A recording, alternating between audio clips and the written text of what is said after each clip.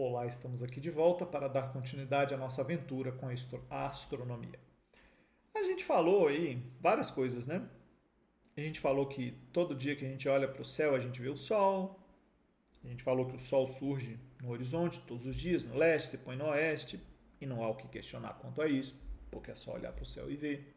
A gente falou da Lua, que ela gira ao redor da Terra, e a gente vê ela em diferentes fases, iluminada aí pelo Sol de maneiras distintas. Nós falamos que existem ao redor do Sol os planetas, falamos sobre os principais planetas, aqueles que a gente consegue ver sem nenhum tipo de aparelho: Mercúrio, Vênus, Marte, Júpiter, Saturno. A gente consegue ver ele só com o nosso olhinho. A galera deu até o nome dos dias da semana, né? Pegaram 5 dos dias dos 7, né? Deram um para o Sol, um para a Lua, outro para os 5 planetas que a gente consegue ver. Esse número 7 foi muito importante porque 7 é o número de dias de um ciclo lunar, né? Então, isso aí trouxe muita coisa interessante para a humanidade. E a gente falou que a galera olhando para o céu começou a ver que as estrelas, as diversas estrelas, elas estão se afastando com o passar do tempo, né? Dos milênios. E aí isso criou uma hipótese. Hipótese é tipo assim, é uma coisa que não é, mas a gente fala que é para ver como seria se fosse. Hipótese é uma possibilidade. Bom, é razoável acreditar que se o universo está em expansão, um dia ele foi pequenininho. E um universo pequenininho deve ter emitido uma determinada radiação, que a gente sabe que ela existe, que é a radiação cósmica de fundo. E a gente falou tudo isso para poder dizer que durante o processo de expansão do universo, a poeira e as coisinhas que eram muito pequenininhas naquela época foram dando origem às coisas grandes que a gente conhece hoje. No caso, as estrelas. As estrelas são as coisas grandes, mais importantes que a gente tem aí, porque são as coisas que a gente consegue ver, né? Porque elas emitem luz. As coisas que não emitem luz, a gente só consegue ver de forma indireta. As coisas que não emitem luz a gente só consegue ver só consegue ver daqui na hora que elas passam na frente de uma coisa que emite luz. É assim que a gente vê os planetas das outras estrelas e tal, outros corpos luminosos. É sempre de maneira indireta, porque se são objetos que não são luminosos, a gente não consegue pegar um telescópio, um radioscópio, você não vai conseguir ver porque não emite luz. Como é que você vai ver uma coisa que não emite luz, né? E tudo isso levou a gente a acreditar que o nosso sistema solar, ele tem a estrela no centro, que um dia foi um montão de poeira, e que esse montão de poeira foi se juntando ali naquele meio, como se fosse uma espécie de um ralo, e que diversos outros objetos foram mantidos ali ao redor. E os objetos menores, os menos importantes, os mais leves, os de trajetória meio maluca, aí, ou eles foram embora, ou eles acabaram caindo no Sol, ou caíram nos outros corpos maiores e deram origem a tudo que a gente conhece.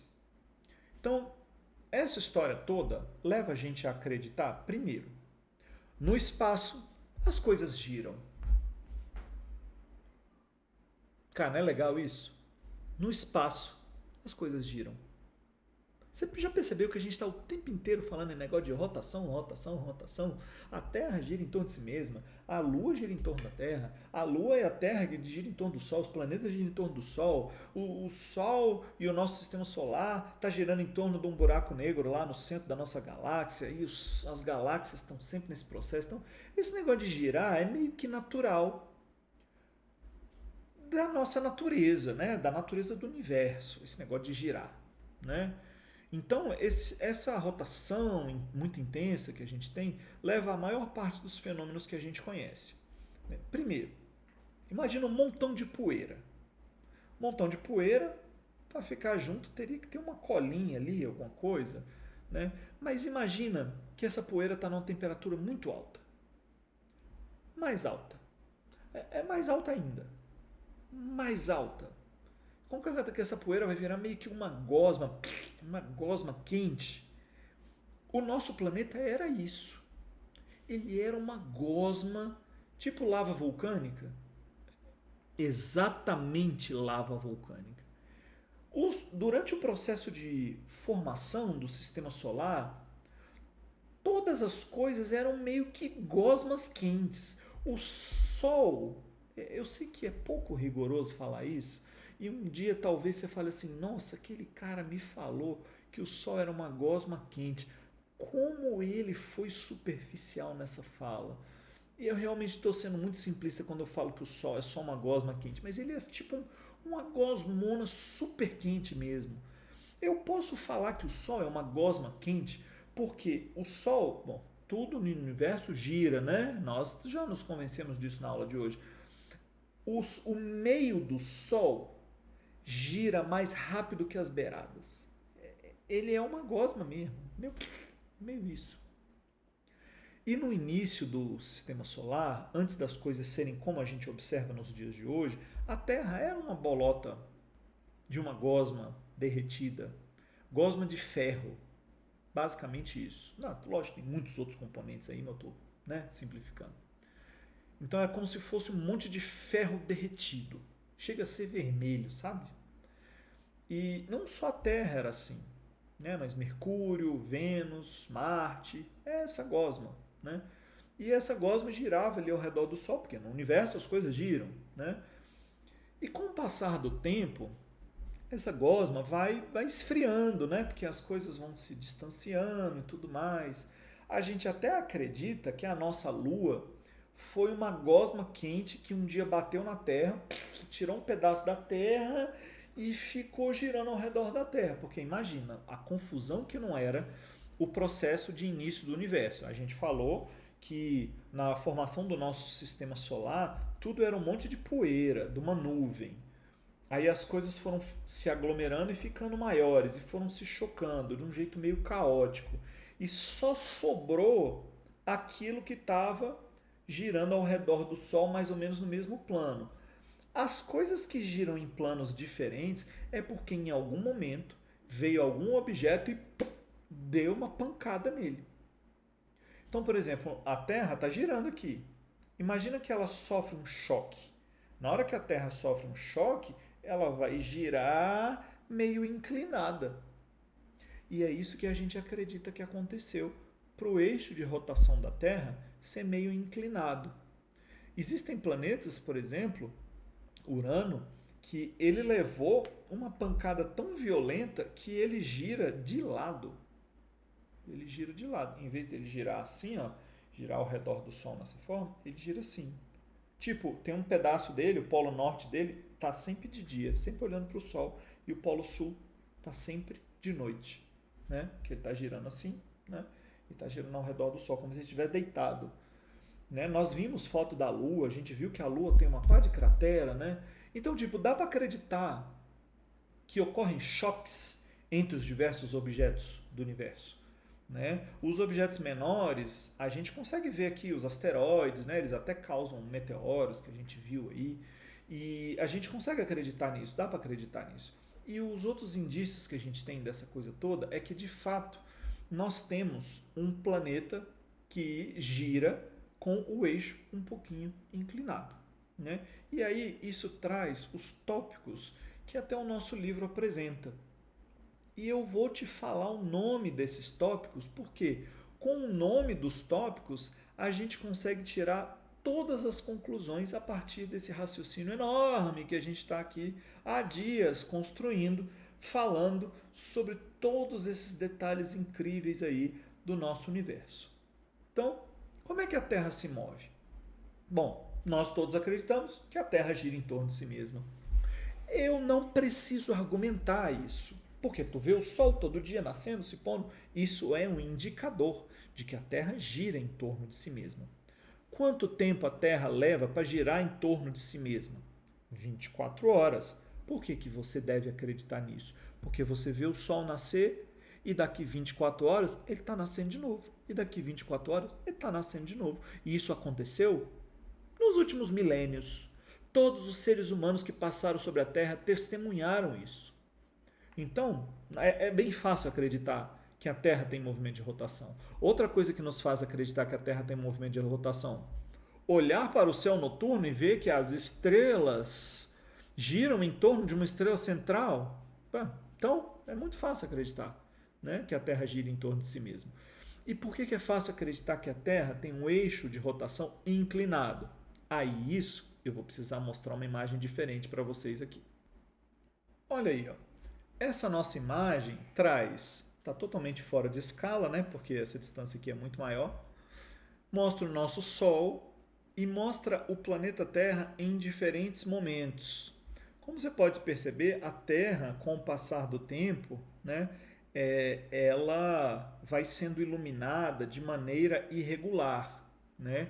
Então, tipo assim, ó, aqui, ó, nesse período do ano, aqui, quando a Terra está por aqui, ó, o hemisfério norte está recebendo mais luz do que o hemisfério sul. Então, como se fosse aqui o verão, né, do hemisfério norte, o inverno do hemisfério sul. E aí vão passando as estações, né? Esse aqui é o verão no hemisfério norte. Depois do verão, bom, começa a esfriar, né? Aí vem a estação que vem depois do verão, e aí depois vai vir o inverno, né? E aí depois vai começar a esquentar, e aí vem o verão de novo. Então, se você quer saber a ordem das estações, você pode pensar nessa lógica. As duas que a gente tem certeza é inverno e verão. O que é o inverno? O mais frio. E o verão é o mais quente. Quando você vai do inverno para o verão, você está esquentando. Esquentar é um fenômeno que faz as flores desabrocharem, que faz os animais saírem da toca e aparecerem, essa coisa toda. Qual é a estação do ano que acontece isso? É a primavera. Então, depois do inverno, vem a primavera e aí em seguida vem o verão.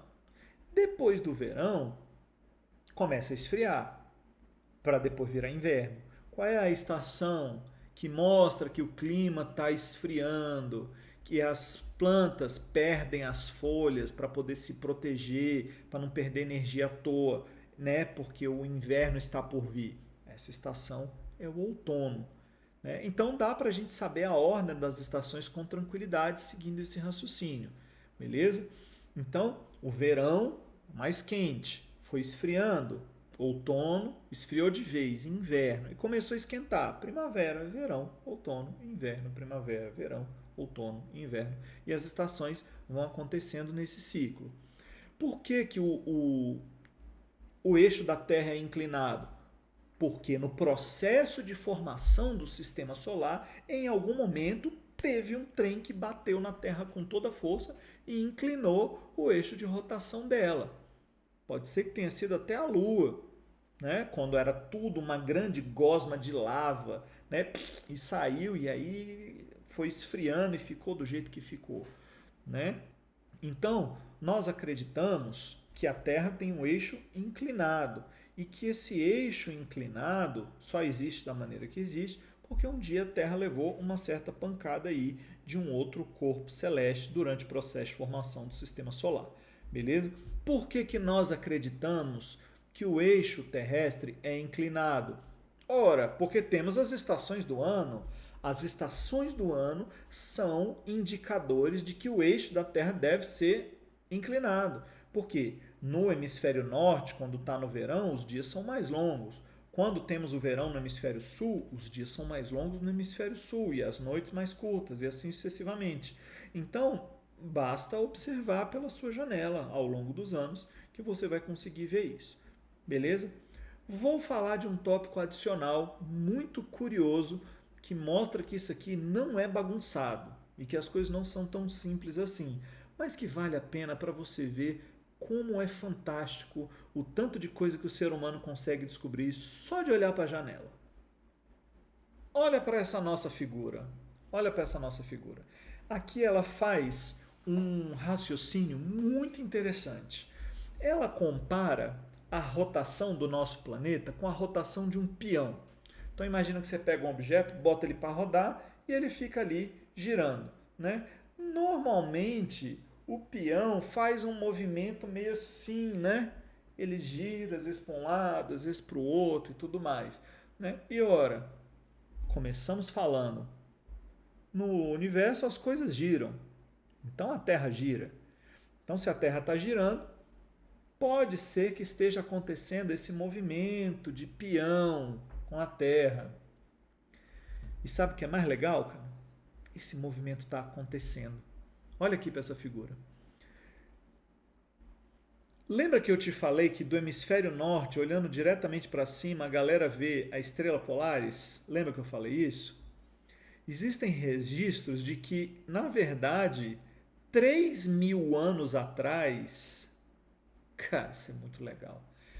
3.000 anos atrás, a estrela Polaris não estava naquela posição em que ela está, para um observador na Terra. Então o que a galera pensou? Então provavelmente 3.000 anos atrás, a Terra estava inclinada para o outro lado. E aí, imagina-se que 14.000 anos atrás era uma terceira estrela que estava lá alinhada. E que esse ciclo vai ocorrendo a cada em torno aí de 20 e poucos mil anos. 20.000 anos, galera. Ser humano nenhum vai viver isso para ver. Mas a gente consegue observar o movimento da Terra com tanta precisão e nós temos tantos dados que a galera conseguiu chegar nessa conclusão. Que a Terra tem esse movimento. Chama movimento de precessão. Então hoje eu falo, a Terra está com ângulo inclinado de 23 graus e o inverno no hemisfério norte acontece da maneira como a gente vê hoje, o inverno no hemisfério sul, verão, as 4 estações. Isso significa que 3.000 anos atrás era diferente. 14.000 anos atrás era diferente ainda. 28.000 anos atrás era igual era hoje. Então a gente imagina isso, né? Imagina que daqui a mais 3.000, 4.000, né, 30.000 anos que as coisas vão obedecer esse ciclo. E o mais legal que a gente tem também, vou pegar aqui a outra figura. Olha aí, ó. Não somente a Terra tem esse processo aí, né, de o eixo mudar, como existe uma espécie de um pequeno balanço desse eixo que ocorre a cada 20 anos. Então, com observações relativamente recentes, você consegue ver esse balanço do eixo de rotação da Terra. Olha que interessante, né? Aí esse balanço é chamado de nutação. Nutação. Beleza? Só para você ter uma ideia de como a humanidade anda estudando essas coisas, só para você ter uma ideia, né? Olhando aqui, ó, né, que a gente tem a ideia que a Terra gira em torno de um eixo, né, inclinadinho, ó, esse eixo aqui, que é 23 graus em relação ao plano do sistema solar. Beleza? Aí aqui existe a ideia, né, de que ela está inclinadinha aí de 23 graus e a gente acredita que isso aconteceu porque a Terra levou uma pancada aí no passado. Aí, galera, o pessoal, gente grande, eles pegam isso aqui, velho, e sai fazendo conta e descobre minuciosamente cada estrela que estava em cada lugar a cada momento. E a galera consegue descobrir isso fazendo cálculo e consegue descobrir quantos 1.000 anos as coisas vão acontecendo e consegue saber exatamente o que está rolando no céu. Beleza? Então, o nosso estudo, quando a gente vem e fala, né, porque os astrônomos fizeram observação, é isso aí, a galera senta e faz cálculo pra caramba. Mas o que você tem que guardar desse assunto? Ora, você deve guardar que a Terra tem movimento de rotação. E que esse movimento de rotação a gente consegue ver porque o Sol aparece no horizonte todo dia. Isso é um indicador do movimento de rotação. A Terra tem o eixo inclinado. É interessante você saber que a Terra tem o eixo inclinado, o eixo de rotação. E o que a gente tem para garantir, para ser um indício de que de fato a Terra gira com o eixo inclinado? Ora, as estações do ano. As estações estão aí para mostrar para a gente que você tem inverno, verão, outono, né, primavera, né, e isso aí é porque a Terra tem um eixo inclinado. Por que a Terra tem um eixo inclinado? Ora, porque um dia um grande corpo celeste se chocou com ela. Que corpo é esse? Sei lá, pode ser que tenha sido a própria Lua, né? Quando tudo era uma grande gosma, né, aquecida. E aí a Terra gira também ao redor do Sol. Por que eu acredito que a Terra gira ao redor do Sol? Por vários motivos. Ora, pela paralaxe das estrelas, que a gente já falou, pelo fato de a gente ter as estações do ano como se repetindo a cada 365 dias, isso é um forte indício de que a Terra de fato faz movimento de translação, né, ao redor do Sol. Né? Por que a gente acredita que os planetas também fazem translação ao redor do Sol? Porque quando a gente vê um planeta lá do lado de fora, onde o planeta passa? Na eclíptica. E essa eclíptica, ela é diferente conforme você vai andando ao longo da superfície terrestre. Às vezes a eclíptica é mais deitadinha para cá, mais deitadinha para o outro lado, né? Dependendo do lugar que você tiver no nosso planeta, o rastro do Sol no céu, que é o mesmo rastro da Lua, que é o mesmo rastro dos planetas, mais ou menos ali, que é eclíptica, está em lugares diferentes. Você inclusive consegue, olhando para o rastro da eclíptica, você consegue descobrir em qual lugar você está do nosso planeta. Isso é usado aí até em navegação, se você precisar, né? Então, assim, nós temos muitos fatos que se resumem a olhar para a janela e ver os pontinhos luminosos do lado de fora. E com isso, a gente consegue descobrir como a Terra se move, quanto tempo leva, como era no passado. É razoável também você acreditar que esses diversos fenômenos que a gente falou aqui deve ter levado a Terra a vários fatos anteriores diferentes, né? A gente teve eras em que a Terra era muito mais quente ou muito mais fria e a gente teve diversas mudanças aí na formação do nosso planeta, né? A gente acredita que a Terra um dia foi uma grande gosma de ferro derretido. Por que a gente acredita nisso? Ora, porque se a Terra um dia foi um monte de gosma derretida, com o resfriamento deve ter ficado uma casquinha, sabe?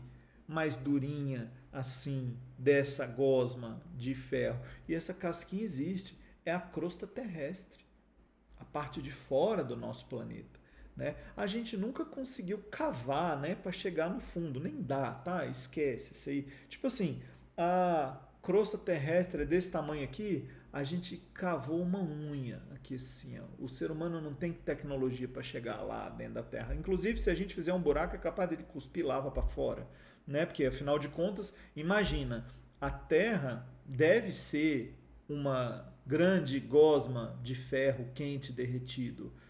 Porque de vez em quando ela cospe ferro quente derretido, não só ferro, outros componentes também. Ela cospe coisa derretida para fora, que são os vulcões, né? Os vulcões, eles têm um comportamento completamente imprevisível. Tipo, tu consegue prever que vai esquentar, que vai esfriar o tempo, você consegue prever que o próximo verão vai ser ainda mais quente, você consegue prever um monte de coisa. Agora, vulcão não. Vulcão você consegue saber que ele vai acontecer porque os observatórios nos diversos lugares do planeta Terra começam a ver que a Terra está tremendo e fala: eita, vai ter vulcão em algum lugar. Aí com os dados lá, ele, quando vê o vulcão já cuspiu tudo para fora.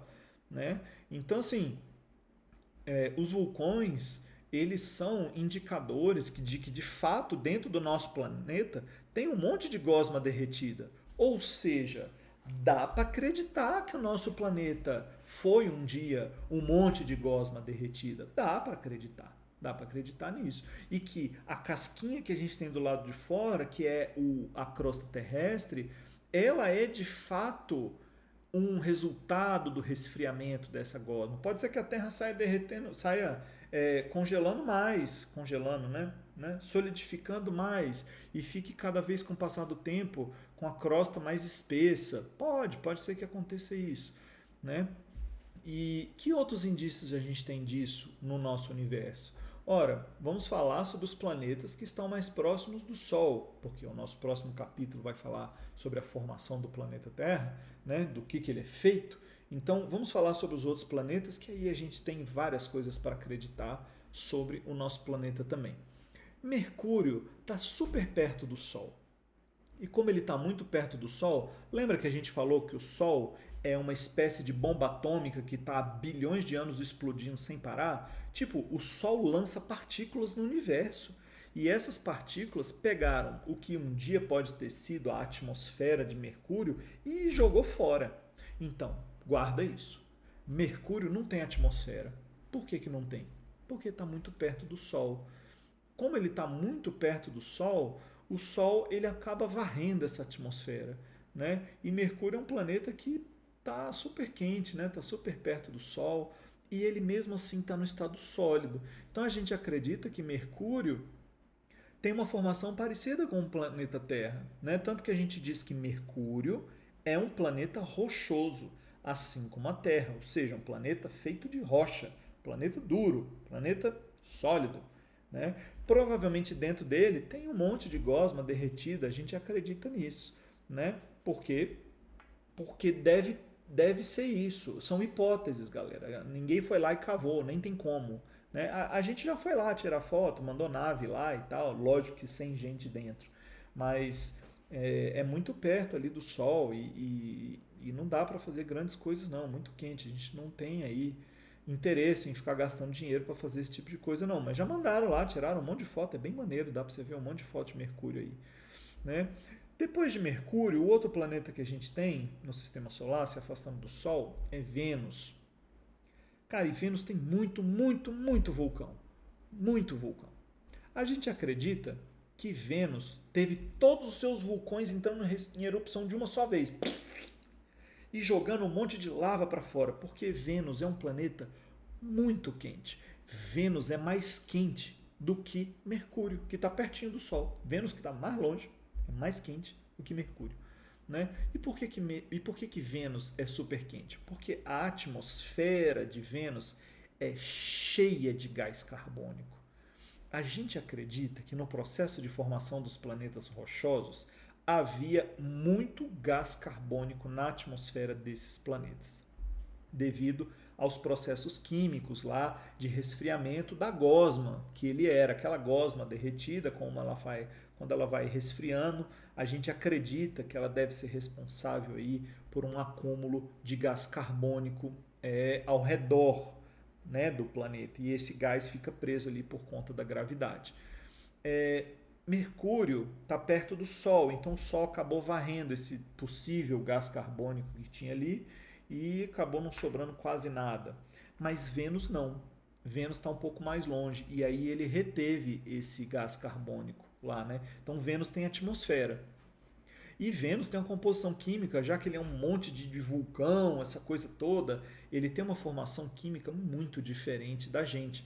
Tanto que em Vênus as nuvens não são feitas de água igual aqui. As nuvens em Vênus elas são cheias de ácido sulfúrico. A temperatura em Vênus é tipo 600 graus, é muito quente lá. Então é um planeta completamente diferente do nosso em alguns aspectos, porém ele é um planeta rochoso.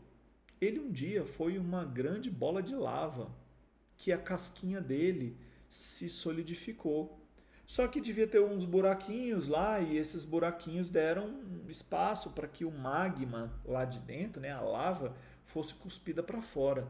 Né? E Vênus é um lugar super, super quente, né, por conta disso. E nesse processo de cuspir a lava para fora, acaba acumulando muito gás carbônico na atmosfera. Você vê a galera do aquecimento global falando, né, porque a queima de combustível bota muito gás carbônico e isso vai aumentando a temperatura da Terra. Né? Claro que não é a mesma coisa de um monte de vulcões entrando em erupção ao mesmo tempo, mas aqui na Terra o equilíbrio ele é muito fino, né? Então qualquer coisinha já poderia, né, causar um grande problema aí, né, no nosso planeta, na formação dele. Né? Então, ó, temos aí Mercúrio, planeta rochoso, Vênus, planeta rochoso, Terra, também planeta rochoso. Temos ao redor da Terra uma atmosfera, mas a gente não tem um montão de gás carbônico na nossa atmosfera. A gente tem oxigênio.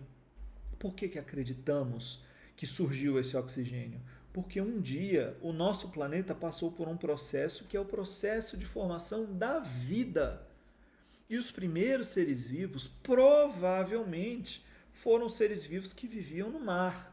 Na hora que esses seres vivos foram para a Terra, a gente acredita que houve em algum momento uma grande reprodução desses seres vivos pela Terra e esses seres vivos vieram primeiro na forma de planta. E o que planta faz? Consome gás carbônico, libera oxigênio, consome gás carbônico e libera oxigênio.